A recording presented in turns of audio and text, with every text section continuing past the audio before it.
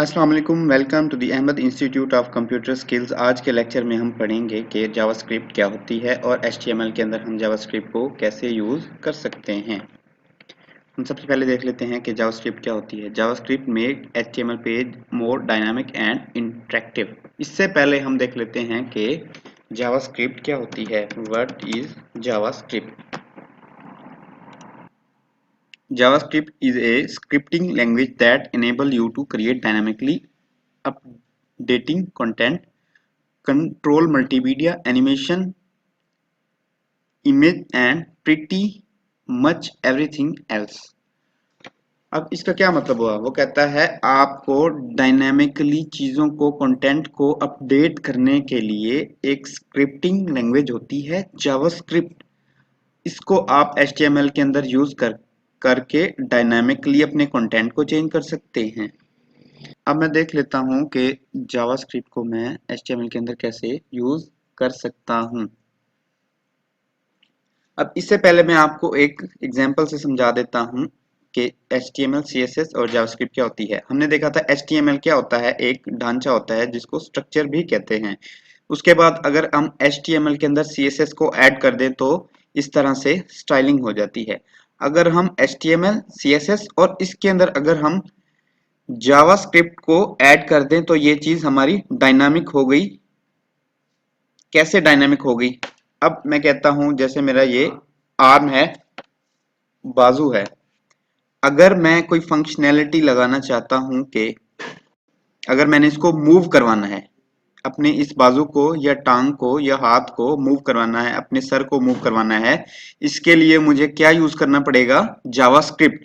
क्योंकि जावास्क्रिप्ट इस शख्स को क्या बना देगा? फिर डायनामिक बना देगा। अब मैं आपको सिखाऊंगा जावास्क्रिप्ट विद प्रैक्टिकल के जावास्क्रिप्ट को हम अपनी HTML की फाइल के अंदर हम कैसे यूज कर सकते हैं। मैं चला जाता हूं अपने HTML की फाइल के अंदर, फर्स्ट डॉट HTML के अंदर। अब मुझे क्या करना होता है, जो भी मैंने जावास्क्रिप्ट लिखनी होती है वो स्क्रिप्ट के टैग के अंदर मुझे लिखनी होती है। मैंने स्क्रिप्ट का टैग लिख दिया। अब मैं क्या करता हूँ, यहाँ पे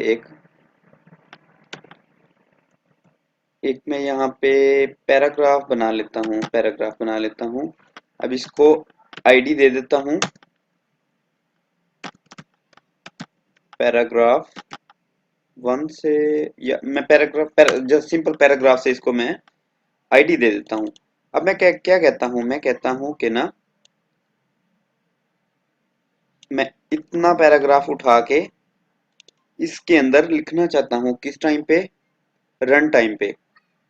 अब मैं आपको पहले सिंपल करके दिखाऊंगा, फिर मैं बटन के थ्रू आपको एक पैराग्राफ को कॉपी करके दूसरे पैराग्राफ के अंदर आपको पेस्ट करवा के दिखाऊंगा।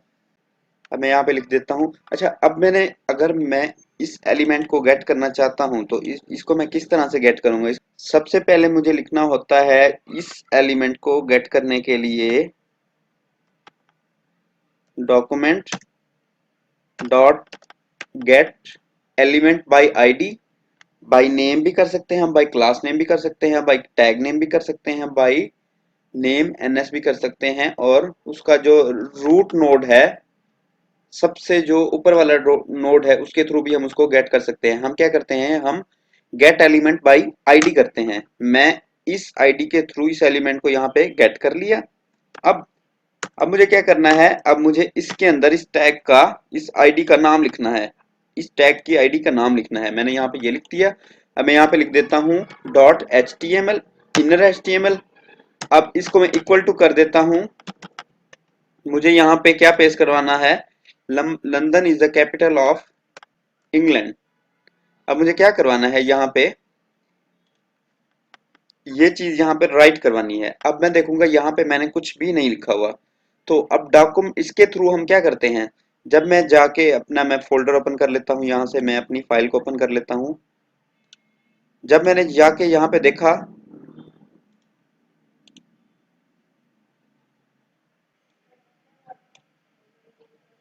अच्छा आप अच्छा हम यहाँ पे एक बात का ख्याल रख लेंगे कि स्क्रिप्ट का टैग होता है, हमने सबसे एंड में लिखना होता है। सबसे एंड के अंदर मैं अपने स्क्रिप्ट के टैग को बॉडी के एंड से पहले मैं लिख लेता हूँ। अब जब जाके मैं अपने पेज को रिफ्रेश करूंगा तो मैं देखूंगा कि ये पैराग्राफ वहां पे प्लेस हो गया होगा इस पैराग्राफ के अंदर। अब मैं इसको रीलोड करता हूँ।